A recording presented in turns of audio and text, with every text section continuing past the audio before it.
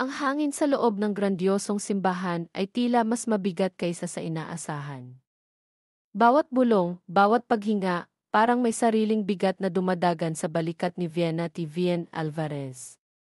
Nakatayo siya sa dulo ng altar, ang kanyang puting trahe de boda ay parang isang magarang hawla na kumukulong sa kanya.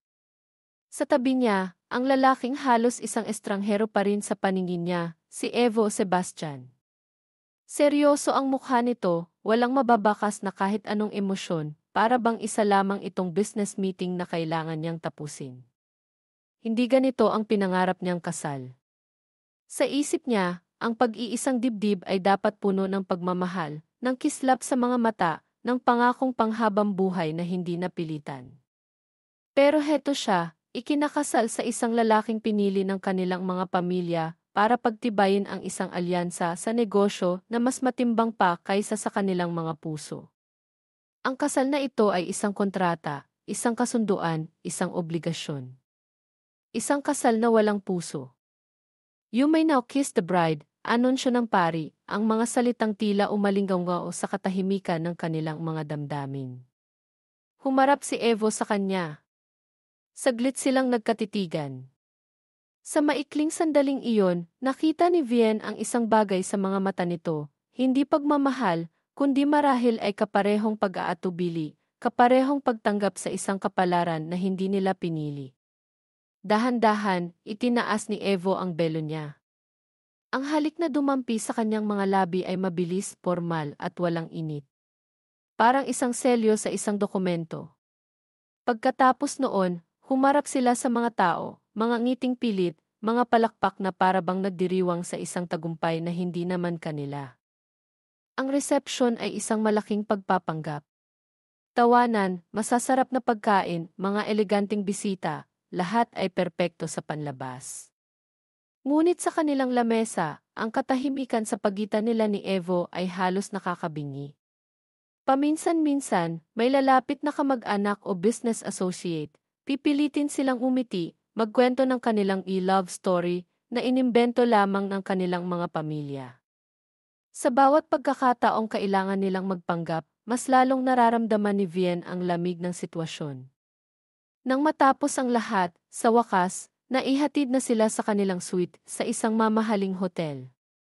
Pagkapasok, agad na tinanggal ni Vien ang kanyang sapatos na may mataas na takong at naupo sa gilid ng kama, ramdam ang pagod hindi lang sa katawan kundi pati na rin sa kaluluwa. Humarap si Evo sa kanya, ang seryosong ekspresyon ay hindi pa rin nagbabago. Tinanggal nito ang kanyang coat at inilapag sa isang silya. Vien, simula niya, ang boses ay kalmado at direkta. Alam nating pareho kung bakit tayo nandito. This marriage is for our families. Para sa business. Tumango si Vien, hindi makatingin ng diretsyo sa mga mata nito. Alam ko. Gusto kong maging malinaw ang lahat sa simula pa lang, pagpapatuloy ni Evo. Wala akong balak na gawing totoo ang kasal na to. We have obligations to fulfill, appearances to maintain, lalo na sa honeymoon na inayos nila. Pero pagkatapos noon, huminga siya ng malalim. Pagkatapos ng honeymoon, we can live separate lives. We'll figure out the annulment later, discreetly.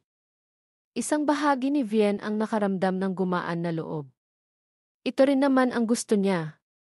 Ang makalaya sa kasunduang ito. Pero may isang maliit na kirot sa puso niya, ang katotohanan ganoon kadali para kay Evo na itapon ang lahat. Ganoon ba talaga kawalang halaga ang kasal para sa kanya? Okay, sagot ni Vien, pinilit na maging matatag ang boses. That's the plan. Isang linggo lang naman ang honeymoon, di ba? We just need to survive 1 week. Exactly, sabi ni Evo, tila nasiyahan sa pagiging practical ni Vien. We can be civil. We can act like new-lied couple in public. Sa private, we respect each other's space. Kinuha niya ang isa sa mga unan sa kama. I'll take the couch. Hindi na sumagot si Vien. Pinanood lang niya itong maglakad papunta sa sofa sa kabilang dulo ng malaking kwarto. Nahiga siya sa kama, ramdam ang lambot ng kutson at ang seda ng kumot, pero ang pakiramdam niya ay mas malamig pa kaysa sa inaasahan. Ito ang unang gabi niya bilang Sebastian, at natutulog siyang mag-isa sa kama habang ang kanyang asawa ay nasa sofa. Isang perpektong pagsasalarawan ng kanilang kasal. Malaki ang espasyo sa pagitan nila, puno ng hindi sinasabing mga salita at hindi nararamdamang mga emosyon. Pumikit si Vienne, hinayaan ang sariling lamunin ng pagod at ng bigat ng sitwasyon. 1 week, bulong niya sa sarili. 1 linggo lang. Pagkatapos noon, malaya na siya. Pero habang papalapit ang antok, hindi niya maiwasang isipin kung ano ang mangyayari sa loob ng 1 linggong iyon. 1 linggong magkasama sila sa isang paraisong isla, malayo sa lahat, malayo sa mundo. 1 linggong pilit nilang iiwasan ang isa't isa, kahit pa ang tadhana ay tila may ibang plano para sa kanila. Ang hindi nila alam, ang 1 linggong iyon ang magiging simula ng isang paglalakbay na hindi nila inaasahan, isang paglalakbay patungo sa isang pag-ibig na susubok sa lahat ng kanilang pinaniniwalaan. Ang Isla de Clara ay paraisong dinadayo ng mga taong gustong takasan ang ingay ng syudad. Ang puting buhangin nito ay pinong-pino, ang tubig dagat ay kasing linaw ng kristal, at ang mga pribadong villa na nakatayo sa gilid ng mga luntiang burol ay nag-aalok ng katahimikan at luho. Ito ang lugar na pinili ng kanilang mga magulang para sa kanilang perfect honeymoon, 1 linggong pagpapanggap sa paraiso. Pagdating nila sa kanilang villa, hindi maitatanggi ni Vienne ang ganda ng lugar. May sarili silang infinity pool na nakaharap sa karagatan, isang malawak na veranda na may mga duyan, at isang interior na pinaghalong moderno at katutubong disenyo. Pero ang ganda ng paligid ay tila walang epekto sa namamagitan sa kanilang dalawa ni Evo. "I'll take this room," sabi ni Evo, tumuturo sa master bedroom na may king-sized bed at sariling balkonahe. "You can have the other one. It's just as nice." Tumango lang si Vienne. Hindi na siya nagulat. Ito naman ang napag-usapan nila. Magkahiwalay na kwarto, magkahiwalay na buhay, kahit pa nasa iisang bubong sila. Pumasok siya sa kanyang silid. Maganda nga ito, may sariling banyo at tanawin din ng dagat. Pero ang pakiramdam ng pag-iisa ay mas tumindi pa. Ang unang 2 araw ay lumipas ng halos hindi sila nagkikita. Si Evo ay laging may kausap sa telepono tungkol sa negosyo o kaya ay nagkukulong sa kanyang silid para magtrabaho sa laptop. Si Ven naman ay sinusubukang i-enjoy ang isla ng mag-isa, nagbababad sa pool, naglalakad sa dalampasigan, nagbabasa ng libro sa veranda. Paminsan-minsan, nagkakasalubong sila sa dining area para kumain, pero ang mga usapan nila ay laging formal at maikli. "How was your morning?" tanong ni Evo isang umaga habang nag-aalmusal sila. "Okay lang. Naglakad-lakad ako sa beach," sagot ni Vienne, hindi tumitingin sa kanya. "Good," sabi ni Evo, at bumalik na ulit sa pagbabasa ng financial news sa kanyang tablet. Katahimikan. Iyon ang laging namamagitan sa kanila. Isang katahimikang hindi komportable, puno ng hindi nasasabing mga bagay.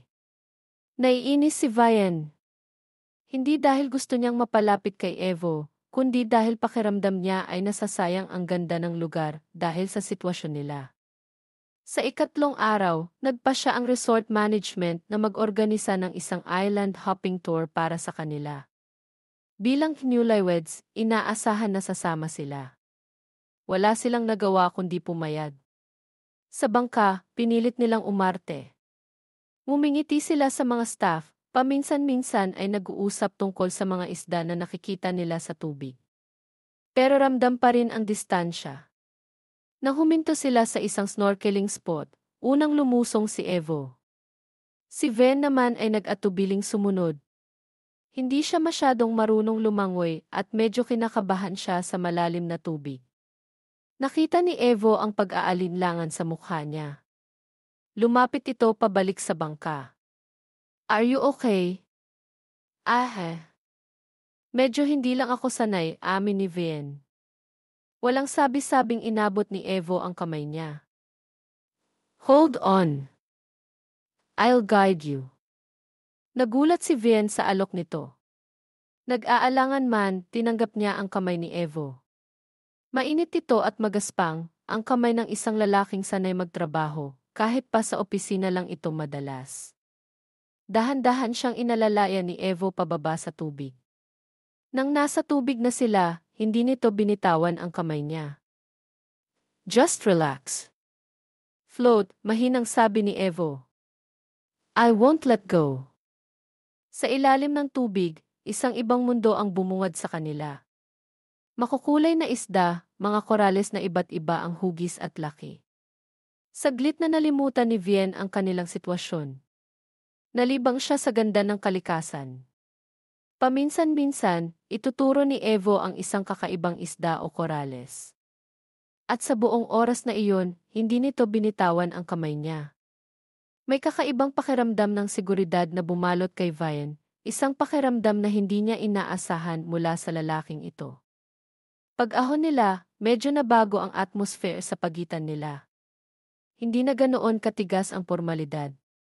Nang mag-lunch sila sa isang maliit na isla, nagkwentuhan sila ng mas natural.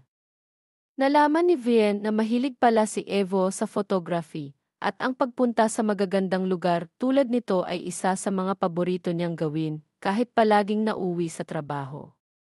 Nalaman naman ni Evo na si Vien ay may pangarap na magtayo ng sarili niyang maliit na cave balang araw, isang pangarap na pansamantala niyang isinantabi dahil sa mga responsibilidad sa pamilya. Sa mga sumunod na araw, unti-unting nagkaroon ng mga siwang sa pader na itinayo nila sa pagitan ng isa't isa. Isang gabi, habang naglalakad sila sa dalampasigan pagkatapos ng hapunan, biglang umulan ng malakas. Nagtakbuhan sila pabalik sa villa, basang-basa at humihingal. Pagdating sa loob, hindi nila napigilang matawa. Ito ang unang pagkakataon na nakita ni Vien na tumawa si Evo ng totoo, hindi pilit, hindi formal. May kakaibang kislap sa mga mata nito na ngayon lang niya napansin. Mukha tayong mga basang sisiw, sabi ni Vien habang pinupunasan ang buhok niya ng tuwalya. Ngumiti si Evo. Yeah. We probably do. May kinuha siyang tuwalya at dahan-dahang ipinunas sa buhok ni Vien. Natigilan si Vien sa ginawa nito. Ang simpleng gesture ay nagpadala ng kakaibang kuryente sa kanyang sistema. Nagkatinginan sila, ang mga tawa ay napalitan ng isang matinding katahimikan, pero ngayon, hindi na ito awkward. May ibang kahulugan na ito. Ramdam nila ang init na nagmumula sa isa't isa, ang pintig ng kanilang mga puso na tila nag-uusap sa wikang hindi nila maintindihan. Mabilis na lumayo si Evo, tila natauhan. You should get changed. Baka magkasakit ka pa. Tumalikod ito at pumasok sa kanyang silid. Naiwan si Vien na nakatayo roon, basang-basa pa rin, pero ang puso niya ay tila nag-aapoy. Ano iyon? Anong nangyayari? Ayaw niyang umasa. Ayaw niyang bigyan ng kahulugan ang mga sandaling iyon. May kasunduan sila. Pagkatapos ng isang linggo, tapos na ang lahat. Ngunit habang papalapit ang pagtatapos ng kanilang honeymoon, pareho nilang nararamdaman na may nagbago. Ang dating malamig na pakikitungo ay napalitan ng isang maingat na pag-aalala. Ang dating formal na usapan ay nagkaroon ng mga personal na kwento. Nakikita na nila ang tao sa likod ng pangalan, sa likod ng obligasyon. Nakikita nila ang mga kahinaan, ang mga pangarap, ang mga katangiang hindi nila inaasahang magugustuhan nila. Sa kanilang huling gabi sa isla, sabay silang nanood ng paglubog ng araw mula sa veranda. Walang nagsasalita.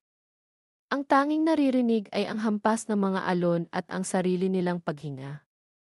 Bukas, basag ni Vien sa katahimikan, uuwi na tayo. Tumango si Evo, ang mga mata ay nakatuon sa papalubog na araw.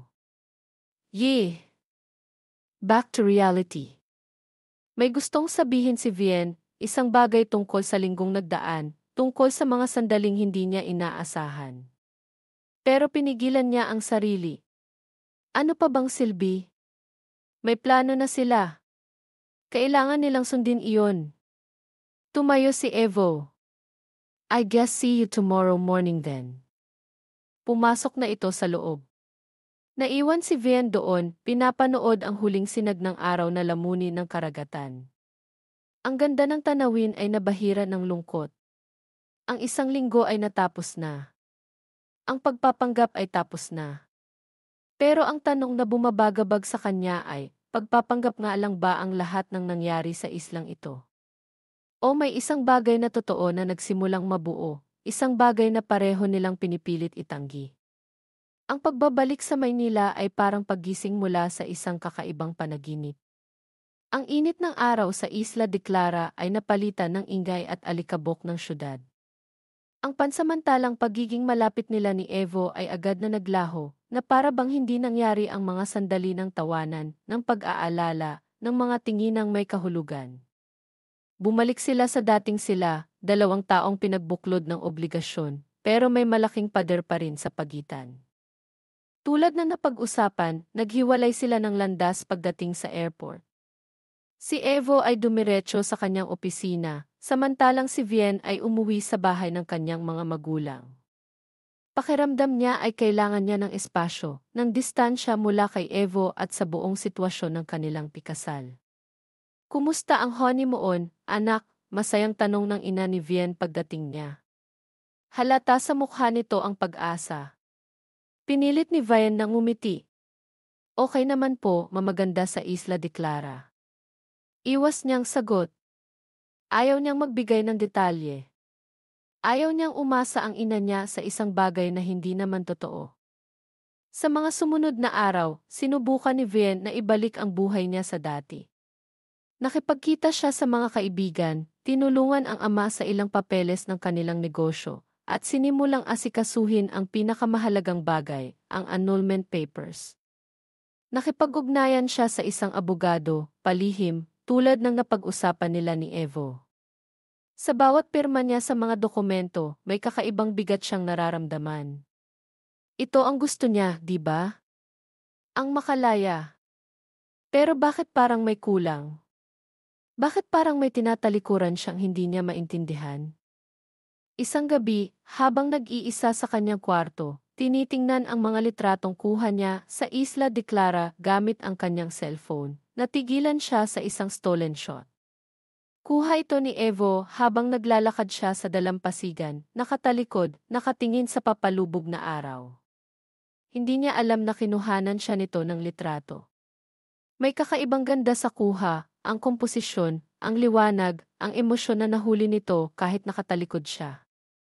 Naalala niya ang pagkahilig ni Evo sa photography. Naalala niya ang mga ngiti nito na minsan lang niyang nasilayan. Naalala niya ang init ng kamay nito nang alalayan siya sa tubig.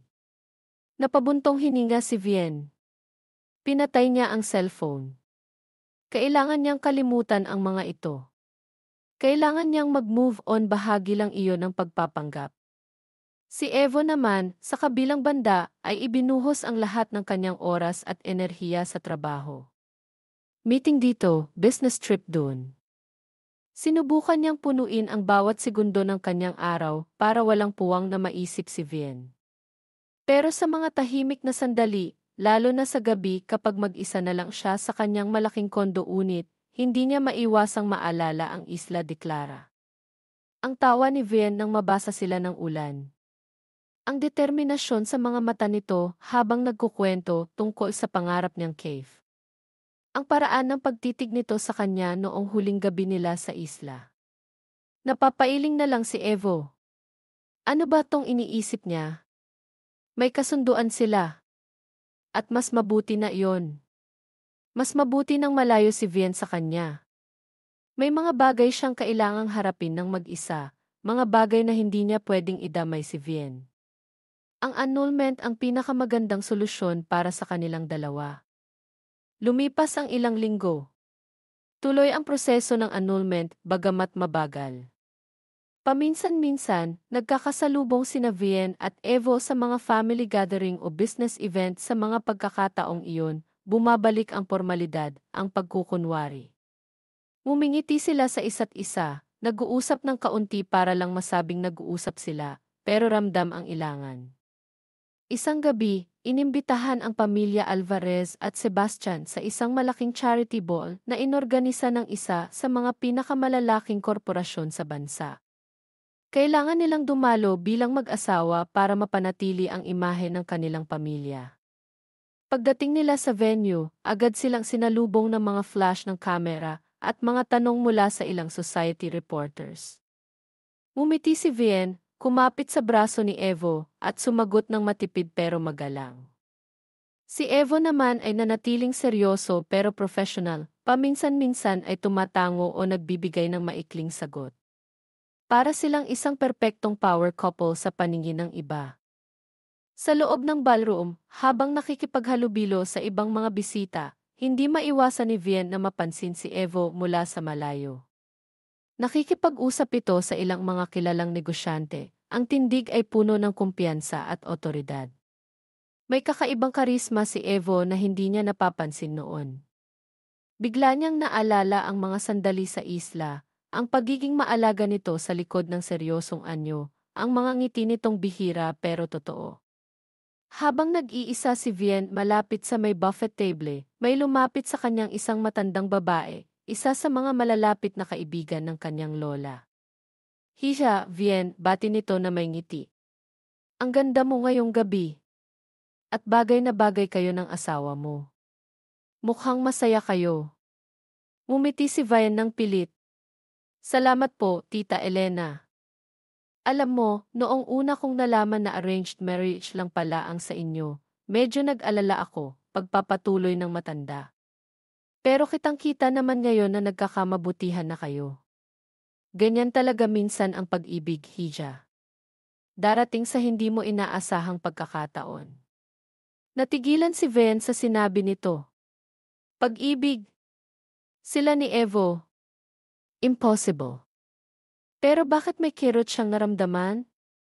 Bakit parang may isang bahagi sa kanya na umaasa na totoo ang sinabi ni Tita Elena? Maya-maya, nagsimula na ang sayawan. Niyaya siya ni Evo na sumayaw, bilang bahagi pa rin ng kanilang pagpapanggap. Habang nagsasayaw sila sa gitna ng dance floor, ang mga kamay ni Evo ay nasa kanyang baywang, ang mga mata nila ay nagkatagpo. Sa pagkakataong ito, parang nawala ang ibang tao sa paligid.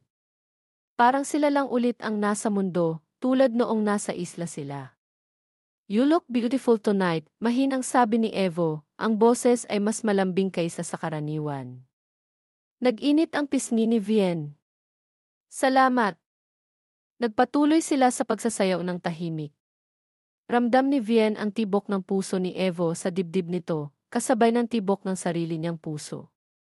Sa mga sandaling iyon, napagtanto niya ang isang bagay na matagal na niyang itinatanggi sa sarili. Mahirap palang talikuran ang nakaraan, lalo na kung ang nakaraang iyon ay nagsimula ng mag-iwan ng marka sa puso mo. Ang paghiwalay na inakala niyang magiging madali ay nagiging mas komplikado pala habang tumatagal. Ang puwang na nararamdaman niya ay hindi lang dahil sa nawalang kalayaan, kundi dahil sa isang koneksyon na nagsisimula ng mabuo. Isang koneksyon na pareho nilang hindi inaasahan at pinipilit na iwasan. Ang tanong ay hanggang kailan nila ito kayang labanan? Ang buhay ay puno ng mga hindi inaasahang pagliko. Minsan, kung kailan akala mo ay diretsyo na ang tinatahak mong landas, saka naman may darating na pagsubok na magtutulak sa iyo sa ibang direksyon. Para kay Vien, ang pagsubok na ito ay dumating sa anyo ng isang malaking problema sa negosyo ng kanilang pamilya. Ang Alvarez Holdings, ang kumpanyang pinaghirapan ng kanyang ama at ng kanyang lolo, ay biglang nalagay sa peligro dahil sa isang malaking utang na hindi nabayaran ng isa sa kanilang mga major partners at sa ilang sunod-sunod na maling desisyon sa investment. Biglang bumagsak ang stock value ng kumpanya at nanganganib silang ma-hostile takeover ng isang mas malaking korporasyon na matagal nang may interes sa kanila. Gabi-gabi, nakikita ni Vien ang pag-aalala sa mukha ng kanyang ama. Ang dating sigla nito ay napalitan ng pagod at pangamba. Alam niyang ginagawa nito ang lahat, pero tila hindi sapat. Kailangan nila ng malaking tulong pinansyal at kailangan nila ito agad. Ngunit sa mundo ng negosyo, mahirap makahanap ng tutulong ng walang kapalit, lalo na kung ang kumpanya mo ay nasa bingit ng pagbagsak. Isang gabi, habang nag-uusap sila ng kanyang ama sa opisina nito sa kanilang bahay, nabanggit nito ang isang pangalan na nagpatigil sa mundo ni Vien. Ang tanging makakatulong sa atin ngayon ay ang Sebastian Corp, sabi ng ama niya, ang boses ay puno ng pagod. Malakas ang kanilang kumpanya at may kakayahan silang i-bail out tayo. Pero ano pa, tanong ni Vien, kinakabahan. Si Evo ang sisi ngayon. At alam mo naman ang sitwasyon ninyo. Hindi ko alam kung papayag siyang tulungan tayo, lalo na't alam kong hindi naging maganda ang simula ninyo. Tumahimik si Vien. Si Evo. Ang lalaking kasalukuyan niyang hinihiwalayan. Ang lalaking pinilit niyang iwasan at kalimutan. Siya ang tanging pag-asa ng kanilang pamilya. Parang isang malaking kabalintunaan. Kailangan nating subukan pa, sabi ni Vien, pinilit na maging matatag. Kailangan nating kausapin si Evo. Kinabukasan, nagpatawag ng meeting si Alvarez kay Evo. Pumayag naman ito agad. Sa meeting room ng Sebastian Corp, muling nagkaharap sina Vien, ang kanyang ama, at si Evo. Kitang-kita ni Vien ang pag-aalala sa mukha ng ama habang ipinapaliwanag nito ang kanilang sitwasyon kay Evo. Tahimik lang na nakinig si Evo, ang mukha ay seryoso at hindi mabasa. Walang emosyong mababakas dito habang pinapakinggan ang pagmamakaawa sa hindi direktang paraan ng kanyang biyenan. Nang matapos magsalita si Alvarez, tumingin si Evo kay Vien. Ang mga mata nito ay tila tumatago sa kaluluwa niya. I understand the situation, sabi ni Evo sa wakas, ang boses ay kalmado pero may bigat. Sebastian Corp can help. We can provide the necessary capital infusion to stabilize Alvarez Holdings. Nakaramdam ng pag-asa si Vien at ang kanyang ama. Pero, pagpapatuloy ni Evo at dito na nagsimulang kabahan ulit si Vien, may kondisyon ako. Tumingin ulit si Evo kay Vien. I need a personal assistant for the next 3 months. Someone I can trust implicitly, someone who understands the intricacies of both our families' businesses. Vien, I want you to be a personal assistant. Natigilan si Vien. Personal assistant. Siya. Kay Evo. Ito ba ay isang paraan para pahirapan siya? O isang paraan para mapalapit ulit sila? Hindi niya alam kung ano ang iisipin. Tumingin siya sa kanyang ama, na tila nagulat din pero walang magawa. Alam nilang wala silang ibang pagpipilian. Pumapayag ka ba, Vien? Tanong ni Evo, ang mga mata ay nakatutok pa rin sa kanya, naghihintay ng sagot. Huminga ng malalim si Vien. Para sa pamilya niya. Para sa kumpanyang pinaghirapan nila. Wala siyang choice. Pumapayag ako, sagot niya, kahit pa ang puso niya ay nagwawala sa kaba at pag-aalinlangan. Good, sabi ni Evo, isang bahagyang ngiti ang sumilay sa labi nito, isang ngiting hindi maintindihan ni Vien kung tagumpay ba o may ibang kahulugan. You start tomorrow. At ganoon na nga ang nangyari. Kinabukasan, pumasok si Vien sa Sebastian Corp. Hindi bilang asawa ng CEO, kundi bilang kanyang personal assistant. Ang opisina niya ay katabi lang ng opisina ni Evo, isang salamin lang ang pagitan. Mula sa kanyang pwesto, kitang-kita niya si Evo habang nagtatrabaho ito, seryoso, focused, at tila walang pakialam sa paligid. Ang unang linggo ay mahirap para kay Vien. Kailangan niyang ayusin ang schedule ni Evo, i-screen ang mga tawag nito, ihanda ang mga dokumento para sa meetings, at minsan, samahan pa ito sa mga business lunch o dinner. Ang bawat interaksyon nila ay professional pero puno ng tensyon. Ramdam ni Vien ang bawat tingin ni Evo, ang bawat salita nito. Hindi niya alam kung sinusubukan ba siya nito o binabantayan lang. Madalas, nahuhuli niya itong nakatingin sa kanya mula sa opisina nito, pero kapag lilingon siya, mabilis itong mag-iiwas ng tingin. May mga pagkakataon din na nagiging maalaga ito sa mga maliliit na paraan, isang tasa ng kape na bigla na lang lilitaw sa mesa niya kapag mukha siyang pagod, isang payo tungkol sa isang report na ginagawa niya. O kaya ang pagtatanggol sa kanya kapag may ibang empleyado na tila minamaliit ang kakayahan niya dahil siya ang i-asawa tinang boss. Ang mga simpleng kilos na ito ang lalong nagpagulo sa isip ni Vien. Sino ba talaga si Evo Sebastian? Ang malamig at seryosong negosyante. O ang lalaking may tinatagong kabaitan at pag-aalala sa likod ng kanyang mga pader. Habang tumatagal ang 3 buwan, mas nakikilala ni Vien si Evo, hindi lang bilang boss, kundi bilang tao. Nakikita niya ang passion nito sa trabaho, ang talas ng isip nito, pero nakikita rin niya ang mga sandali ng pagod, ang mga pagkakataong tila malalim ang iniisip nito. Napapansin din niya ang ilang bagay na kakaiba, ang paminsan-minsang pag-ubo nito na pilit tinatago, ang mga meeting na bigla na lang kinakansela dahil masama ang pakiramdam niya, ang mga bote ng gamot na nakatago sa drawer ng kanyang lamesa. Sinusubukan ni Vien na huwag pansinin ang mga ito. Sinusubukan niyang manatiling professional. Pero hindi niya mapigilan ang sariling mag-alala. May problema ba si Evo? May sakit ba siya? Sa tuwing susubukan niyang tanungin ito ng direkta, laging umiiwas si Evo o kaya nagbibiro na lang. Just stress, sabi nito minsan. Nothing to worry about.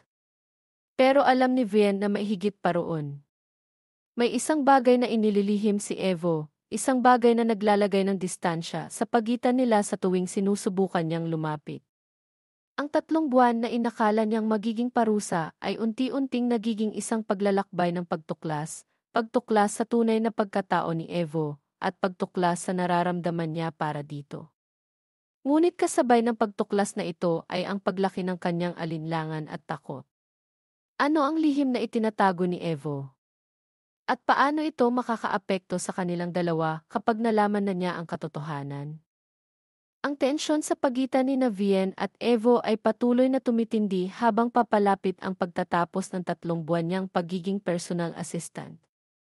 Ang professional na linya na sinubukan nilang panatilihin ay unti-unti nang nabubura dahil sa mga hindi inaasahang sandali ng pagiging malapit at sa mga hindi maipaliwanag na damdamin na namumuo sa kanilang mga puso. Ngunit kasabay nito, lumalaki rin ang pader na itinatayo ni Evo sa tuwing nararamdaman niyang masyado nang napapalapit si Vien. Isang gabi, nag-overtime sila pareho para tapusin ang isang importanteng proposal. Silang dalawa na lang ang naiwan sa kanilang palapag. Tahimik silang nagtatrabaho sa kani-kanilang opisina, ang tanging maririnig ay ang tunog ng keyboard at ang paminsan-minsang pag-ubo ni Evo mula sa kabilang kwarto. Hindi na natiis ni Vien. Tumayo siya at kumatok sa pinto ng opisina ni Evo. Pasok, sabi ni Evo, ang boses ay medyo pagod. Pagpasok ni Vien, nakita niya si Evo na nakasandal sa kanyang silya, nakapikit at minamasahe ang kanyang sentido. Mukha itong sobrang pagod at tila may dinaramdam. Evo, okay ka lang ba? Tanong ni Vien, hindi maitago ang pag-aalala sa boses. Kanina ka pa ubo ng ubo. At mukhang pagod na pagod ka. Binuksan ni Evo ang mga mata niya. Pinilit niyang ngumiti. I'm fine, Vien. Medyo napagod lang siguro. Malapit na rin naman tayong matapos dito. Hindi, Evo.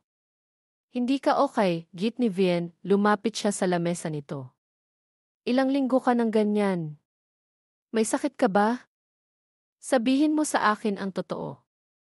Nakita ni Vien ang pagbabago sa ekspresyon ni Evo. Mula sa pagod, naging depensibo ito. Umayos ito ng upo. Wala akong sakit, Vien. Stop worrying about me. Just focus on your work. Malapit nang matapos ang 3 buwan mo dito, di ba? Pagkatapos nito, pwede ka nang bumalik sa dati mong buhay. Ang mga salitang iyon ay parang sampal kay Vien. Para bang ipinapamukha sa kanya na pansamantala lang ang lahat, na wala siyang karapatang mag-alala, na wala siyang lugar sa buhay nito pagkatapos ng kanilang pikasunduan. Biglang bumuhos ang lahat ng kanyang hinanakit, ang lahat ng kanyang pagkalito at frustrasyon. Bakit ba ganyan ka? Hindi na napigilan ni Vien ang sarili, tumaas ang boses niya. Sa tuwing sinusubukan kong lumapit, sa tuwing sinusubukan kong intindihin ka, palagi mo akong tinutulak palayo. Akala ko ba may nagbago na sa atin? Sa Isla de Clara dito sa opisina lahat ba iyon wala lang sayo? Tumayo si Evo, ang mukha ay nagpakita ng emosyong ngayon lang nakita ni Vien, isang halo ng sakit at galit. Ano bang gusto mong marinig, Vien? Na nahulog na ako sayo. Na gusto kitang makasama kahit tapos na ang obligasyon natin sa pamilya natin. Nararamdaman ko yon. Pero hindi pwede. Bakit hindi pwede? Sigaw pabalik ni Vien, ang mga luha ay nagsisimula ng mamuo sa kanyang mga mata. Dahil ba sa annulment na inaayos natin? Pwede naman nating itigil yon. Dahil ba sa pamilya natin? Maiintindihan naman siguro nila kung hindi mo naiintindihan, putol ni Evo, ang boses ay puno ng pait. Ginagawa ko to para sa'yo. Para hindi ka masaktan. Para hindi ka maiwan sa isang sitwasyon na pagsisisihan mo habang buhay. Anong sitwasyon? Ano bang pinagsasabi mo? Umiiyak na tanong ni Vien. Sabihin mo na kasi, Evo. Ano ba yung lihim na tinatago mo? Nag-aalangan si Evo. Naglakad siya palayo, tumalikod kay Vien, tila nag-iisip kung dapat ba niyang sabihin. Pagkatapos ng ilang sandali ng katahimikan, humarap siyang muli kay Vien, ang mga mata ay puno ng sakit at pagod. May sakit ako, Vien, mahinang sabi niya, ang boses ay halos pabulong na. Isang malubhang sakit sa puso. The doctors, they don't know how much time I have left. Maybe years, maybe months. Hindi ko alam. Parang binuhusan ng malamig na tubig si Vien.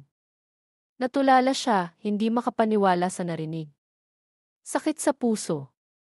Si Evo. Ang lalaking mukhang malakas at walang kinatatakutan. Kaya mo ba ako laging tinutulak palayo? Tanong ni Vien, ang boses ay nanginginig. Kaya ba ayaw mong umasa ako? Tumango si Evo, hindi makatingin ng diretsyo kay Vien. Hindi ko kayang makita kang masaktan kapag nawala na ako. Hindi ko kayang iwan kang mag-isa. Mas mabuti nang maghiwalay tayo ngayon habang hindi pa ganoon kalalim ang lahat. Mas mabuti nang bumalik ka sa buhay mo, makahanap ka ng iba na makakasama mo ng matagal. Ang mga salita ni Evo ay puno ng pag-aalala para kay Vien, pero ang naramdaman ni Vien ay hindi awa o takot. Ang naramdaman niya ay galit, galit dahil pinangunahan siya ni Evo, dahil nagdesisyon ito para sa kanya, dahil minamaliit nito ang nararamdaman niya. Lumapit si Vien kay Evo, ang mga luha ay patuloy na dumadaloy sa kanyang pisngi, pero ang mga mata niya ay puno ng determinasyon. Sino ka para magdesisyon para sa akin, Evo, sabi niya, ang boses ay matatag sa kabila ng pag-iyak. Sino ka para sabihin kung ano ang mas mabuti para sa akin? Natatakot ako sa sakit mo. Natatakot ako sa pwedeng mangyari. Pero mas natatakot akong mawala ka nang hindi ko man lang nasabi sa'yo kung gaano ka kahalaga sa akin. Hinawakan ni Vien ang mga kamay ni Evo. Malamig ang mga ito. Akala mo ba ganoon kadali para sa akin na iwan ka, lalo na ngayong alam ko na ang totoo? Akala mo ba iyon ang gusto ko? Evo, mahal kita. Nagsimula tayo sa isang kasal na walang puso, sa isang kasunduan. Pero sa mga hindi inaasahang pagkakataon, minahal kita. At hindi kita iiwan. Lalaban tayo ng magkasama. Nagulat si Evo sa sinabi ni Vien. Tinitigan niya ito, hinahanap ang anumang bahid ng pag-aalinlangan sa mga mata nito, pero wala siyang nakita kundi purong pagmamahal at katatagan. Ang babaeng minsan niyang tinanggihan, ang babaeng pinilit niyang itulak palayo, ay pinipili pa ring manatili sa tabi niya sa kabila ng lahat. Hindi na napigilan ni Evo ang sariling mga luha. Niyakap niya si Vien ng mahigpit, ibinuhos ang lahat ng takot, sakit, at pagmamahal na matagal na niyang kinimkim. Vien, I'm sorry. Mahal din kita, umiiyak na sabi niya. Mahal na mahal kita. Sa gitna ng kanilang mga luha at mga salitang binitiwan, ang matinding pag-aaway ay nauwi sa isang pag-amin na matagal na nilang pinipigilan. Ang lihim na naghihiwalay sa kanila ay siya ring naging dahilan para mas lalo silang magkaisa. Sa gabing iyon, sa loob ng malamig na opisina, isang pangako ang nabuo, isang pangakong haharapin nila ang anumang hamon ng magkasama, isang pangakong ipaglalaban nila ang pag-ibig na dumating sa hindi inaasahang pagkakataon. Ang daan sa hinaharap ay hindi magiging madali, puno ito ng mga pagsubok at kawalan ng katiyakan. Ngunit sa pagkakataong ito, haharapin nila ito ng magkahawak kamay na may pusong puno ng pag-asa at pagmamahal. Ang pag-amin ni Evo tungkol sa kanyang karamdaman at ang pagpili ni Vien na manatili sa tabi niya ay nagbukas ng isang bagong kabanata sa kanilang relasyon. Ang mga pader na matagal nilang itinayo ay tuluyan ng gumuho, at ang mga damdaming pilit nilang itinatago ay malaya ng dumaloy sa pagitan nila. Hindi na sila ang dalawang taong pinagbuklod lang ng obligasyon. Sila na ngayon ay dalawang pusong nagmamahalan, handang harapin ang anumang pagsubok ng magkasama. Ang unang hakbang na ginawa nila ay ang pagpapahinto sa proseso ng annulment. Ipinaliwanag nila sa kanilang mga pamilya ang tunay na sitwasyon, ang namuong pagmamahalan at ang karamdaman ni Evo. Sa simula, nagkaroon ng pag-aalala at pagtutol, lalo na mula sa pamilya ni Vien na natatakot sa maaaring kahinatnan ng kanilang anak. Ngunit nang makita nila ang determinasyon sa mga mata ni Vien at Evo, ang lalim ng kanilang pagmamahalan, at ang katatagan nilang harapin ang hinaharap, unti-unti rin silang natutong tumanggap at sumuporta. Ang mga sumunod na buwan ay naging isang paglalakbay ng pag-asa at pag-aalaga. Sinamahan ni Vien si Evo sa lahat ng kanyang mga check-up at treatments. Naging mas maingat si Evo sa kanyang kalusugan, sumusunod sa payo ng mga doktor, at natutong magbalanse ng trabaho at pahinga. Si Vien naman ang naging kanyang lakas, ang kanyang inspirasyon para lumaban. Hindi laging madali. May mga araw na pinanghihinaan ng loob si Evo, lalo na kapag nararamdaman niya ang epekto ng kanyang kondisyon. May mga araw din na natatakot si Vien, umiiyak ng palihim, pero palagi siyang bumabalik sa tabi ni Evo na may ngiti at yakap na nagpapalakas ng loob nito. Sa kabila ng mga pagsubok sa kalusugan ni Evo, pinili nilang ipagpatuloy ang buhay ng normal hanggat maaari. Mas naging malapit sila sa isa't isa. Natuklasan nila ang mga simpleng kaligayahan sa araw-araw, ang sabay na panonood ng pelikula sa bahay, ang pagluluto ng hapunan ng magkasama, ang mahabang kwentuhan bago matulog, ang mga weekend getaway sa mga lugar na malapit lang sa syudad. Natutunan ni Evo na maging mas bukas sa kanyang nararamdaman, habang si Vien naman ay natutong maging mas matatag at mapagpasensya. Isang araw, habang naglalakad sila sa parke, huminto si Evo at humarap kay Vien. Hinawakan niya ang mga kamay nito. Vien, simula niya, ang mga mata ay puno ng pagmamahal. Alam kong nagsimula tayo sa maling paraan. Ang una nating kasal ay dahil sa utos ng iba. Pero ngayon gusto kong hilingin ang kamay mo ulit. Hindi dahil kailangan kundi dahil gusto ko. Gusto kong makasama ka habang buhay, gaano man kahaba o kaikli ang buhay na ibibigay sa atin. Vien Alvarez, will you marry me again? This time, for real. Tumulo ang luha sa mga mata ni Vien, pero ito ay mga luha ng kaligayahan. Evo. Sagot niya at niyakap ito ng mahigpit. Ang kanilang pangalawang kasal ay malayong-malayo sa una. Ginanap ito sa isang maliit at pribadong hardin, kasama lamang ang kanilang pinakamalalapit na pamilya at kaibigan. Simple lang ang seremonya, pero puno ito ng tunay na emosyon.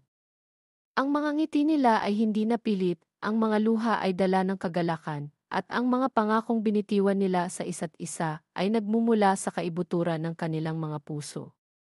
Sa harap ninyong lahat, at sa harap ng Diyos, sabi ni Evo habang isinusuot ang singsing sa daliri ni Vien, ipinapangako kong mamahalin ka, aalagaan, at igagalang sa lahat ng araw ng buhay ko. Sa hirap at ginhawa, sa sakit at kalusugan, ikaw lang ang mamahalin ko. At ako naman, sagot ni Vien, Ang boses ay nanginginig sa emosyon habang isinusuot ang singsing kay Evo. Ipinapangako kong mananatili sa tabi mo, susuportahan ka, at mamahalin ka ng walang hanggan.